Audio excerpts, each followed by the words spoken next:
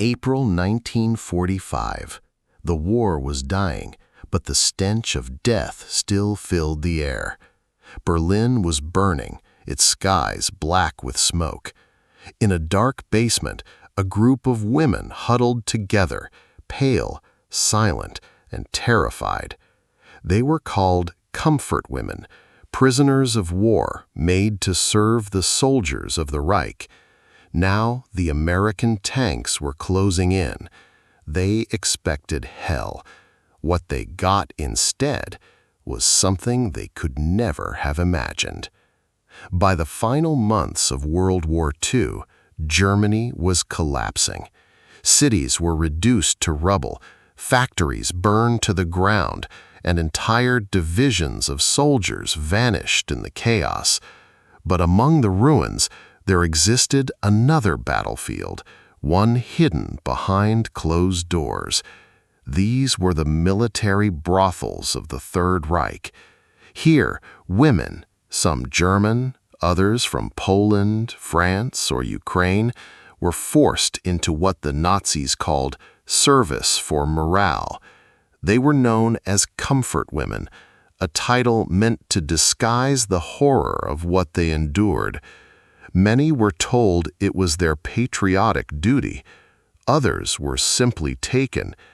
When the German army began to crumble, these women were left behind, forgotten, abandoned, and terrified of what was coming next. On the outskirts of Berlin, in a two-story house that once belonged to a wealthy family, 20 women hid in the basement. The soldiers who guarded them were drunk, angry, and desperate. Each day, the front lines crept closer.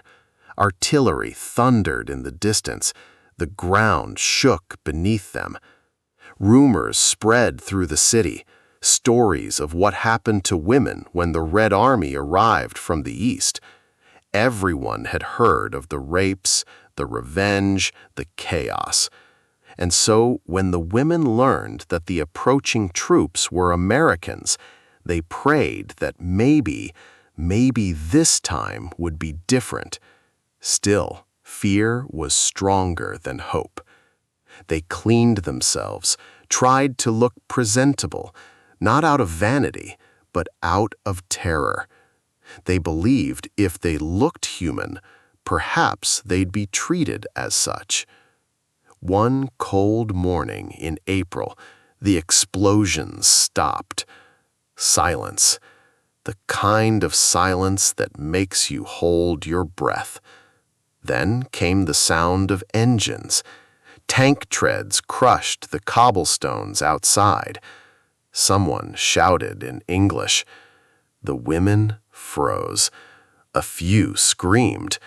They expected the door to burst open, shouting, laughter, gunfire. But when the door finally opened, the men who entered didn't raise their weapons. Their uniforms were different.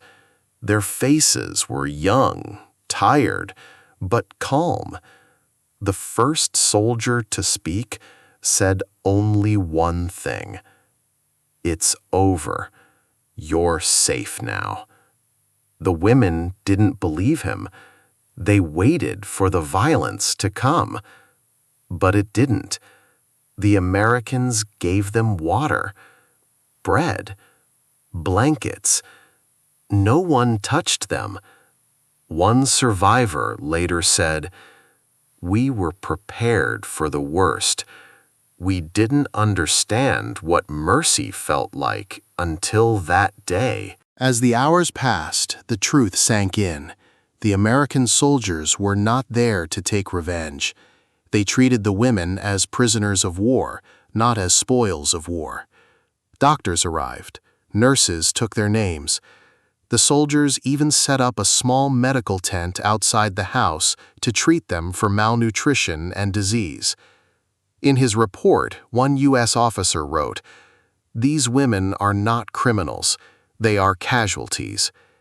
It was an extraordinary act of humanity in a time when humanity seemed impossible. When the war officially ended, the women were moved to refugee camps under Red Cross supervision. Some found their families again. Others simply disappeared into the ruins of post-war Europe. For decades, their stories were untold. In Germany, they were not seen as victims, but as shameful reminders of a past no one wanted to face.